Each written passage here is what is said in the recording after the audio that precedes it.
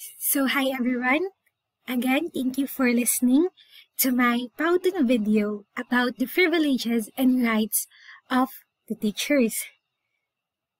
So ngayon naman, I chose to introduce you the reason why I chose education as my profession in future. So this slides is entitled Why I Chose Education, Bea's Profile. So, kung isipin nyo, bakit nga ba naging teacher sa Ate Bea? Bakit nga ba pinili niya ang pagpasok bilang isang guro? So, malalaman nyo ang mga dahilan ko. Una ay,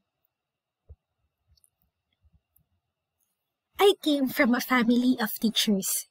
Yes, totoo po yun. Ako po ay mula sa pamilya ng mga guro. Ang aking pong dalawang lola ay mga guro. Katulad ko rin po, BE Ed rin po ang kinuha nila nung sila ay college. Ang ilan po sa mga tito ko at mga tita ko ay mga guro rin po ang kanilang kinuha, pati po yung mga asawa po nila. So, talagang naniniwala po ang pamilya ko, higit na po ang lola ko, naalala ko po, sinabi niya po sa akin na teaching is the noblest profession, which is sa pagtagal ng panahon, makikita mo, oo nga, akala ko dati ang teachers, ganito lang, pero ngayon, hindi pala. The reason I also came up is that, nagpray ako nun kay Lord, sabi ko, Lord, kung para sa akin po, para sa akin po. Then, He gave me His grace and blessing to be a teacher someday. The second reason is that, since I was a kid, I really love children. Even now po. Totoo po yun. Si Ate Bea po ay mahal ang mga bata.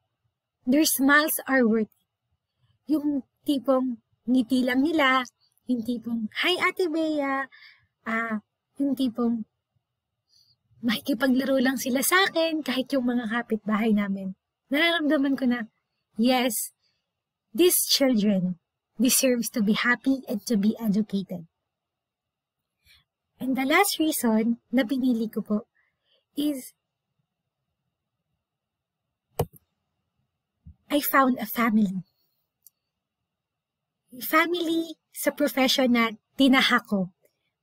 Nakita ko na yung Faith College of Education is hindi lang siya basta-basta isang department or college, but ito ay isang pamilya. Dito ko nakita na open pala ako, miyembro pala ako ng isang pamilyang nagmamahalan, nagtutulungan. Hindi kami nag-iiwanan lagi. Bagkus lagi namin tinataas ang sarili namin.